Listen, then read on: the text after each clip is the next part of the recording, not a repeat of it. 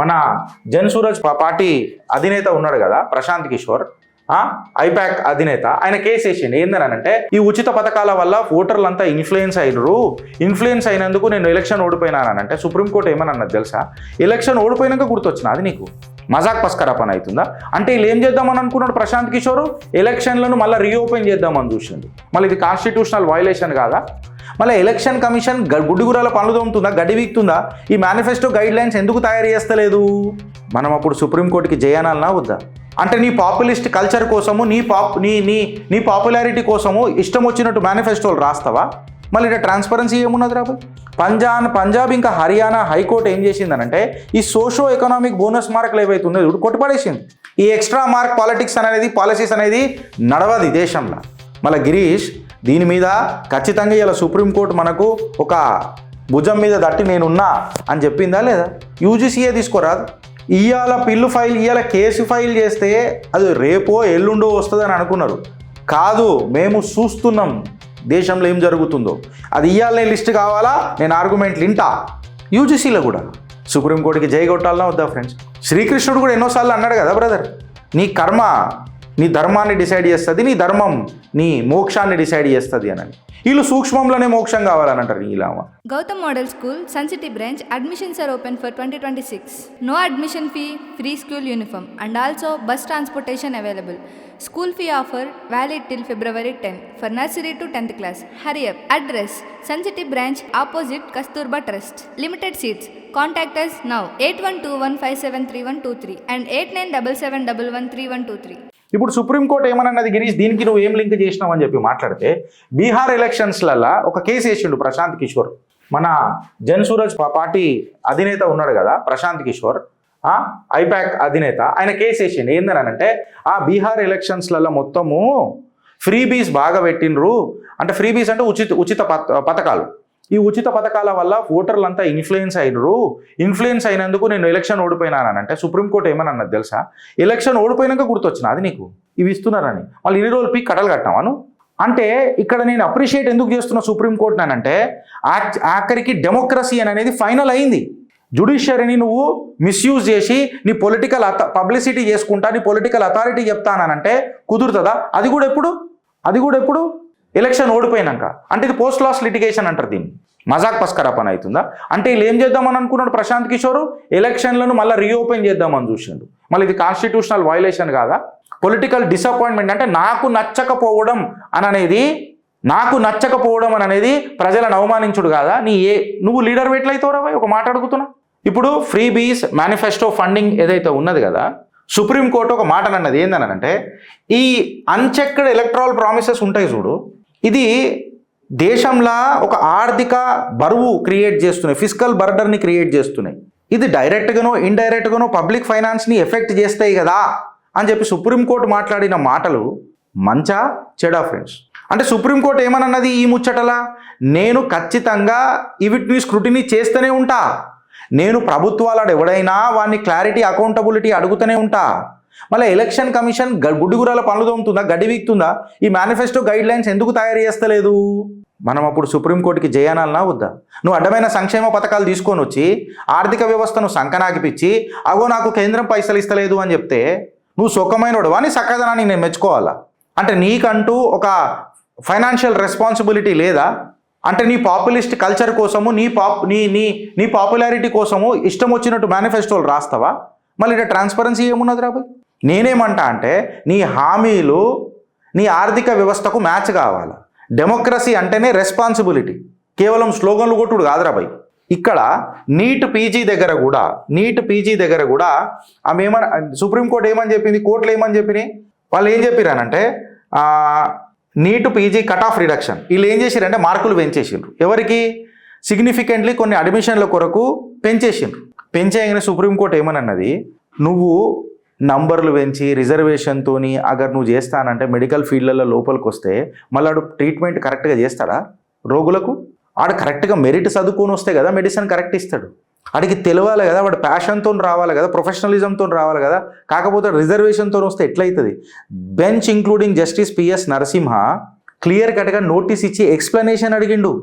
ఇది ఎందుకు పెంచిరు మీరు అని. అంటే క్లియర్ కట్గా చెప్పాలనంటే ప్రొఫెషనల్ కాంపిటెన్సీ అనేది ఏదైతే ఉంటుందో చూడు, ఎస్పెషలీ పబ్లిక్ ఇంట్రెస్ట్లలో ఉండే ప్రొఫెషన్స్లలో ఇక్కడ మెరిట్కి ప్రాధాన్యత ఇయ్యాలా అననే ఒక ముచ్చట, ఒక ఆవేదన కనిపించిందా లేదా? పబ్లిక్ హెల్త్ అనేది ఏదైతే ఉంటుంది కదా, అది అందరి బాధ్యత కదా. దాన్ని కాంప్రమైజ్ చేస్తామా మనం? దాన్ని డైల్యూట్ చేస్తామా మనం? నీళ్లు కలిపేస్తామా, నీళ్ళ పాలు చేస్తామా మనం అని చెప్పి మాట్లాడిందా లేదా? హర్యానా రిక్రూట్మెంట్లలో ఏం చేసిరనంటే కొంచెం బోనస్ మార్కులు వేసిరట. కోర్టులు ఏమన్నాయనంటే అసలు నువ్వు ఎక్స్ట్రా బోనస్ మార్కులు ఎందుకు వేసినావు? నువ్వు ఫస్ట్ ఆఫ్ ఆల్ రిజర్వేషన్ ఇచ్చినాక మళ్ళీ బోనస్ మార్కులు ఇచ్చి బెనిఫిట్లు ఎందుకు ఇస్తున్నావు అంటే, ఎవడైతే హై స్కోరింగ్ క్యాండిడేట్స్ ఉంటాడు పాప మెరిట్ మీద పనిచేసినాడు వాడిని వెనకకు దొక్కుతున్నావు కదా ప్రతిసారి నువ్వు. పంజాబ్ ఇంకా హర్యానా హైకోర్టు ఏం చేసిందనంటే ఈ సోషో ఎకనామిక్ బోనస్ మార్కులు ఏవైతే ఉన్నాయో ఇప్పుడు కొట్టుపడేసింది. ఈ ఎక్స్ట్రా మార్క్ పాలసీస్ అనేది నడవది దేశంలో అని చెప్పినాయి. అంటే ఆర్టికల్ 14 ఏదైతే ఈక్వాలిటీ బిఫోర్ లా అని చెప్పి మనం మాట్లాడతాం కదా, ఆర్టికల్ 16 అని చెప్పి మనం ఫెయిర్ ఆపర్చునిటీ అని మాట్లాడతాం కదా. మళ్ళీ గిరీష్ దీని మీద ఖచ్చితంగా ఇలా సుప్రీంకోర్టు మనకు ఒక భుజం మీద దట్టి నేనున్నా అని చెప్పిందా లేదా? రాజకీయ అడ్వాంటేజ్ అయితే డిస్టార్షన్లు చేస్తారు చూడు, దాన్ని చేసిందా లేదా? అంటే మన మెరిట్ని ప్రొటెక్ట్ చేసిందా లేదా? మన ఫెయిర్నెస్ని ప్రొటెక్ట్ చేసిందా లేదా? ఈ బ్యాక్ డోర్ ఫేవరెటిజం అని చేస్తారు చూడు రాజకీయ నాయకులు, అలా గడ్డపార దించిందా లేదా? యూజీసీఏ తీసుకోరాదు. ఇవాళ కేసు ఫైల్ చేస్తే అది రేపో ఎల్లుండో వస్తుందని అనుకున్నారు. కాదు, మేము చూస్తున్నాం దేశంలో ఏం జరుగుతుందో. అది ఇవాళ లిస్ట్ కావాలా, నేను ఆర్గ్యుమెంట్లు వింటా. యూజీసీలో కూడా సుప్రీంకోర్టుకి జై కొట్టాలన్నా వద్దా ఫ్రెండ్స్? నేనేమంటానంటే నువ్వు పీడిత వర్గాలకి but it should not become a consistency and that consistency should not be sustain and that to without supervision mode. Without supervision మోడ్లో ఏ ప్రభుత్వం వచ్చినా గిట్టనే చేస్తానంటే ఎట్లా? మెరిట్కి వాల్యూ ఉండాలా అని చెప్పి నేను మాట్లాడతా. దీనికి మన పురాతన సనాతన ధర్మాలలో హిందువులలో ఈ భేదభావాలు ఉండే, నువ్వు హిందుత్వం కాడికి రాకుర్రే, మీ అడ్డమైన రాజకీయాలు చేసుకుంటే ఏమన్నా చేసుకోండి, కానీ వీడికి మాత్రం రాకుండ్రి. మేము యాప్టిట్యూడు డిసిప్లిను నిజంగా చెప్పాలని అంటే వాడికి కళ వాడి స్కిల్తోనే వచ్చినాం, అంతేగాని మీ అడ్డమైన ఫ్లెక్సిబిలిటీకి డైనమిజానికి ఓడిడాదు ఇక మళ్ళీ నాకు వస్తాయి. ఇక సనాతన ధర్మంలో ప్రతి ఒక్క హిందువులం అందరము మనం స్పిరిచువలైజ్డ్గా ఐకమత్యంగా ఉన్నాం, స్పిరిచువల్గా ఐకమత్యంలో ఉన్నాం, ఆ ఫ్రేమ్వర్క్లో కూర్చొని ఉన్నాం. మనం వీళ్ళు వచ్చి అడ్డమైనది నేర్పిరు మనము మన క్వాలిటీస్ అంటే మన గుణ, ఇంకా మన యాక్షన్స్, మన కర్మ ఏవైతే ఉంటాయో ఇవి మన వర్ణాన్ని డిసైడ్ చేసినాయి. కానీ జననంతో బర్త్ బేస్డ్ అననే ఈ రిజిడ్ కాన్సెప్ట్ ఏడికైనా వచ్చింది ఫ్రెండ్స్?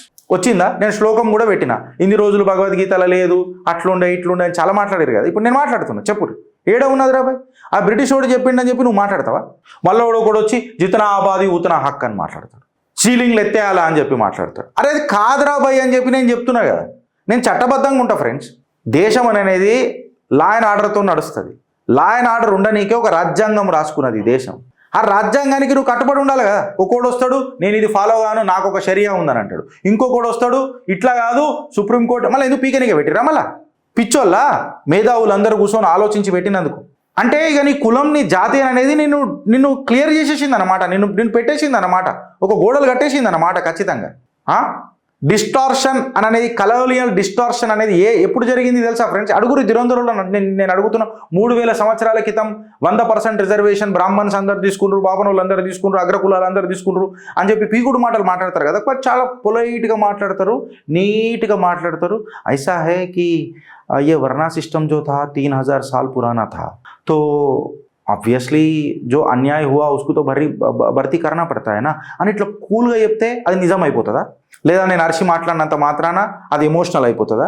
మళ్ళీ బర్త్ సెన్సెస్ 1871 ఇంకా 1901లో ఎప్పుడైతే బ్రిటిష్ వాడు చేసిండు చూడు, ఏం జరిగిందో మీ అందరికీ తెలుసా? ఆడిపోయిండు. ఈడు ఏంది అని అంటే ఈడు కుమరుడు, అయితే ఈడు పని చేస్తాడు. ఈడు క్షత్రియుడు, అచ్చడి కట్టవాడు, అసలు ఈడు క్షత్రియుడు, నువ్వేంది వేదాలు చదువుతున్నావు, ఆయన బ్రాహ్మణుడు. ఆడు రాసేసిండు, ఆడికి ఎంత ఇచ్చిండు. నేను డేటా పెట్టి మాట్లాడుతున్నా కదా. Can you dispute somebody? Can anybody dispute this? నీ డివైడ్ అండ్ రూల్ కాన్సెప్ట్లా, నిన్ను విడగొట్టి పాలించాలనే కాన్సెప్ట్లా వాడు టైటిల్లు తీసుకొచ్చి ఎంటైటిల్లు చేస్తే నువ్వన్లో పడి గిలగిల కొట్టుకొని అదే ఫిక్సు అని అంటే ఈ మ్యాక్స్ ఫిక్సింగ్ ఏంద్రా భయ్? నాకు అర్థం కాదు. అంటే నీటి మీద రాతలను వీళ్ళు హకీకత్లు అనుకుంటారు కదా ఫ్రెండ్స్. నీటి మీద రాతలను, నీ ధర్మం ఏం చెప్పింది, నువ్వు ఎవరివి, నీ జననం ఏంది, నీ కర్మ ఏంది? శ్రీకృష్ణుడు కూడా ఎన్నోసార్లు అన్నాడు కదా బ్రదర్, నీ కర్మ నీ ధర్మాన్ని డిసైడ్ చేస్తుంది, నీ ధర్మం నీ మోక్షాన్ని డిసైడ్ చేస్తుంది అని. వీళ్ళు సూక్ష్మంలోనే మోక్షం కావాలని అంటారు. ఇలామ ఇక మళ్ళీ నేను నోరు జారితే మళ్ళీ వేరే రకంగా ఉంటుంది. ఆడెవడో చెప్పిండు బ్రిటిష్ వాడు అని చెప్పి నువ్వు అదే ఫాలో అవుతావా? నీటి మీద రాతలు సెట్ అయిపోతాయా? Fluid identities will become realities or fixed labels? Is this what you want give a message to the society? ఇది హిస్టారికల్ ఎక్స్క్లూజన్ అవుతుంది ఫ్రెండ్స్. ఇంక్లూజన్ ఏడవుతుంది అని అడుగుతున్నా, ఏడవుతుంది అని అంటున్నా.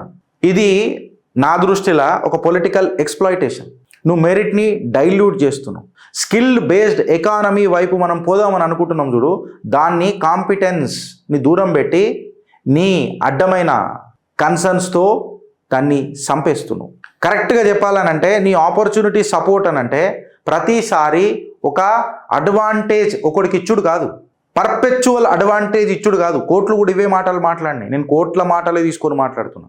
టార్గెటింగ్ సపోర్ట్ అని చెప్పి మాట్లాడితే, విక్టిమ్ సపోర్ట్ అని చెప్పి మాట్లాడితే అది ప్రతిసారి ఒక వీళ్ళకే ఉంటుంది అని అనేది తప్పది. బ్లాంకెట్ ఎంటైటిల్మెంట్ ఎట్లా తీసుకుంటావు? జుడిషియల్ ఓవర్సైట్ అని అనేది నీ ఫెయిర్నెస్ దారితీస్తుంది కదా. ఈక్వల్ ఆపర్చునిటీ తీసుకోవాలి కదా. ఈక్వాలిటీ ఆఫ్ అవుట్కమ్ రావాలనంటే నువ్వు ఈక్వల్ ఆపర్చునిటీకి పెట్టాలి కదా. ఇవాళ కోర్టులు కాన్స్టిట్యూషనల్ డిసిప్లిన్ని తీసుకొని వస్తున్నాయి ఫ్రెండ్స్. రిజల్ట్స్ నీకు కొంచెం చేదుగా అనిపించవచ్చు, పార్టీలు కొంచెం సంతోషంగా కూడా ఉండకపోవచ్చు. బట్ ఈ ఫ్రీబీ కల్చర్ అని అనేది స్లోగన్లు కాక మేము అది ఇస్తున్నాం. నేను ఏదో కామెడీ స్టాండప్ కామెడీ విన్నా, స్టాండప్ మస్త్ అన్నాడు ఆ పోరడు. మళ్ళీ స్టాండప్ కామెడీ ఏమో నేను రీళ్ళలో చూసిన. వాడు ఏమన్నాడంటే మన తెలంగాణలో, కరెక్ట్గా చెప్తున్నా కదా, మన తెలంగాణలో నిజంగా కొంచెం జర తెలివి తక్కువైందిరా భయ్ అని అన్నాడు. తెలంగాణ పోరాడే. ఎందుకని నాకు అట్లా అంటున్నావు అని అంటే, కాంగ్రెస్ చేసిన పథకాలు చూడుర్రా భయ్, మహాలక్ష్మి అని అన్నాడు. మళ్ళీ మహాలక్ష్మికి ఫ్రీ బస్ కావాలా? కరెక్ట్ అన్నాడు పోరాడు. ఇవాళ మా తల్లులు కూడా గదే మాట అని అన్నారు, మా అక్క చెల్లెళ్ళు కూడా గదే మాట అన్నారు. మేము అడిగిన అమరాబాయ్ నిన్ను ఓడిమన్నాడు రా. ఆడ కరెక్ట్ అన్నాడు. మహాలక్ష్మి పేరు పెట్టుకొని ఫ్రీ బస్ మహాలక్ష్మి ఎక్స్పెక్ట్ చేస్తుందా? చెప్పురు, ఇది ఫ్యాక్ట్. ఇది మళ్ళీ ఫైనాన్షియల్ ట్రూత్ ఇవ్వాలా మీ ముంగట కనబడుతుంది. రాష్ట్ర ఆర్థిక వ్యవస్థ చిట్టాలు మస్తు ఇప్పొచ్చు ఫ్రెండ్స్, ఆడి మీద ఈడి మీద మస్తు ఇప్పొచ్చు. వీళ్ళని నమ్ముకుంటూ కూర్చున్నావు అనుకో, నిన్ను వీళ్ళు నయవంచకులు, వీళ్ళ భవిష్యత్తు కోసం ఏదైనా చేస్తారు. వీళ్ళకు పబ్లిక్ సేఫ్టీ అంటూ అదంటూ ఇదంటూ ఏముండదు ఇక్కడ. మెరిట్ అంటే యాంటీ సోషల్ ఎట్లయితుంది ఫ్రెండ్స్? ఒక మాట అడుగుతున్నా, యాంటీ సోషల్ జస్టిస్ ఎట్లయితుంది? మెరిట్ ఉండాలా వద్దా? మీ కమెంట్ రూపంలో చెప్పు ఫ్రెండ్స్. మెరిట్ చచ్చిపోవాలా దేశంలో? అండ్ టాలెంట్ అనేది చచ్చిపోవాలా? ఓ మాట అడుగుతున్నా. అరే నా కరెక్ట్గా చెప్పాలని అంటే మళ్ళా నేనేమడుగుతున్నానంటే, జాతీయ ఐకమత్యం ఇంపార్టెంట్ కదా నీ అడ్డమైన నరేటివ్ల కంటే. National importance is more than your critical narratives which is killing the society and thereby the nation. These are more important to me according to me or else. ఇప్పుడు నేనేం అడుగుతున్నా, నీ అడ్డమైన నరేటివ్లు తీసుకొని వచ్చి నువ్వు సొసైటీని డివైడ్ చేస్తానంటే, ఇప్పటిదాకా భారతదేశం ఇంత అఖండగా ఎందుకున్నది అని అంటే అది మన సివిలైజేషనల్ స్ట్రెంత్ అయ్యా, మన నాగరికత యొక్క బలం. Unity with diversity or unity through diversity, unity in diversity మాట్లాడుకుంటాం కదా ఇంగ్లీష్లో ఎన్నోసార్లు. అది ఎడిపోయింది అని అడుగుతున్నా. యువకులకు క్లారిటీ కావాలా, కన్ఫ్యూజన్ కాదురా నాయన. భారత్ అని అనేది అందరు భారతీయులదిరా బాయ్, కొందరు భారతీయులది కాదు. ఈ లేబుల్ బంద్ చేయర్రి అని చెప్తున్నా. హిస్టరీని డిస్టార్ట్ చేయకుండ్రి. డిస్టార్ట్ చేసుడు కాదు, దీని అమ్మ జీవితం అగ్గి పెట్టేస్తున్నారు. అగ్గి పెట్రోల్ పోసి అగ్గి పెట్టేస్తున్నారు హిస్టరీకి. ఫ్యాక్ట్ మాట్లాడాలనంటే ధర్మ అని అనేది ఎవడొక ప్రివిలేజ్ కాదు. Bloody it is our everyone's responsibility to restore ధర్మ అని అంటే నీ మెరిట్ ఉంటుందనలా, జస్టిస్ ఉంటుందనలా. అప్పుడే మెరిట్ జస్టిస్ వస్తే ధర్మ అనేది ప్రివేల్ అవుతుంది. ధర్మ ప్రివేల్ అయితే దేశం గట్టిగా ఉంటుంది. దేశ్ ప్రేమ్ హీ దేవ్ ప్రేమ్ హే అని చెప్పి మాట్లాడుకోలే ఎన్నోసార్లు మనం. రిఫార్మ్ అని చెప్పి మాట్లాడారు, పర్ఫార్మ్ అని చెప్పి మాట్లాడారు, ట్రాన్స్ఫార్మ్ అని చెప్పి మాట్లాడారు. అంతేగాని అడ్డమైన సెంటిమెంట్లతో మాట్లాడమన్నారా? మీరు ఆలోచిస్తారా లేక అనుభవిస్తారా ఫ్రెండ్స్? జై హింద్, జై భారత్ అండ్ భారత్ మాతాకి జై.